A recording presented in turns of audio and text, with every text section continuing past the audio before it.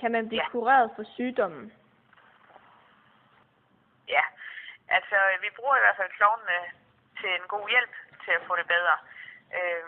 Og selvfølgelig er man er indlagt her, og man er syg, så man har brug for sin medicin og bliver kureret på den måde.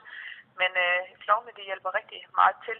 De giver børnene lidt andet at tænke på, og de er rigtig gode i nogle af de her situationer, hvor vores børn kan være lidt kede af det, og de kan være bange. Der er nogle ting på sygehus, som ikke er så sjove, og for eksempel, hvis jeg skal tage en blodprøve, kan de her klovne godt gå med ind og hjælpe til, og gøre det hele lidt lettere.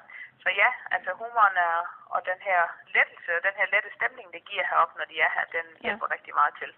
Altså af humor kan man så blive afhængig af det, ligesom stoffer og sådan noget? Og man bliver afhængig af det, hvor I søde. Men det tror jeg næsten, man gør. Altså, her hos os elsker vi, når vores klovne de kommer. Altså, det giver lige sådan et pust i hverdagen. En ting er for børnene, og for deres forældre, som trænger til noget andet at tænke på. Men for os, der arbejder her, der er det altså også rigtig fantastisk. Men når man bliver afhængig, det ved jeg ikke. Men jeg tror, det gør noget ved ens liv, at man kan have det sjovt, og at man husker at grine. Det tror jeg, det betyder rigtig meget for, hvordan man som menneske har det, og hvordan man eksisterer. Ja. Har I nogensinde prøvet at få humor ind i arbejdet?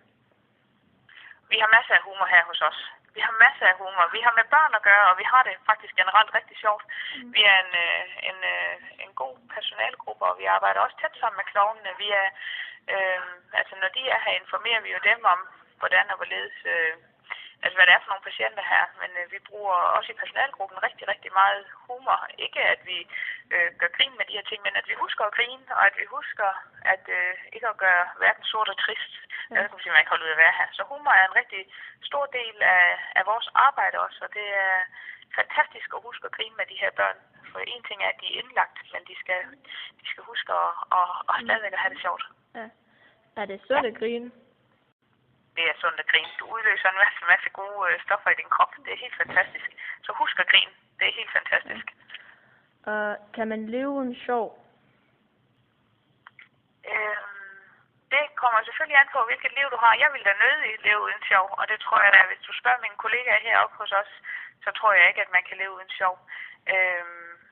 Men der er selvfølgelig forskel på, hvilke livsvilkår man har, og nogen har det måske mindre sjovt end andre. Og det bruger vi også tid på over for nogle af vores patienter, at huske, at man skal huske at have noget indhold i sit liv, som gør en glad, og som gør noget godt for en selv. Så jeg håber, at alle de har det sjovt på et eller andet tidspunkt i det. Tusind tak. Velbekomme, og rigtig meget held og lykke med opgaven. Tak, Øjer.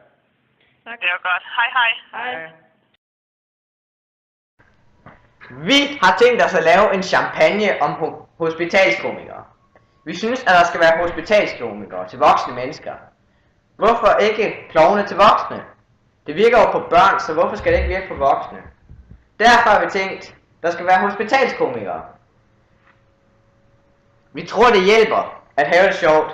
En komiker specialiserer sig også i en ting, og det er godt, hvis nogen af dem kunne specialisere sig i syge mennesker. Hvorfor gør man ikke bare det?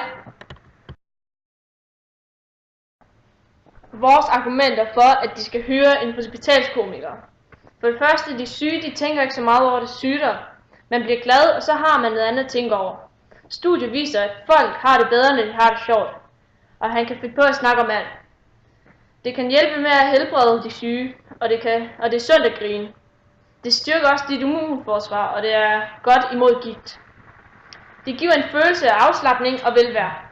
Og 1 minuts latter producerer nok stoffer i hjernen til 45 minutters velvære.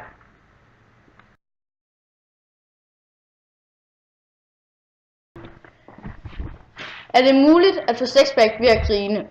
Mange mennesker troede, ligesom vi gjorde, at ved at grine kan man få sexpack. Vi har fundet ud af, at ved at grine får man ikke sexpack. Det kan varme musklerne hårdere i et stykke tid, men ikke større. Når man træner, bliver musklerne større og stærkere.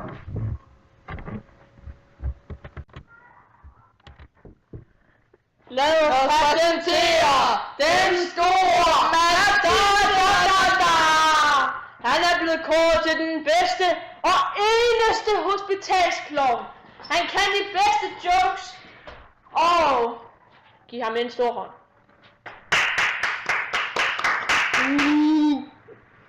Hvordan får man pensionister til at råbe fuck? Det ved vi ikke! Man siger bingo!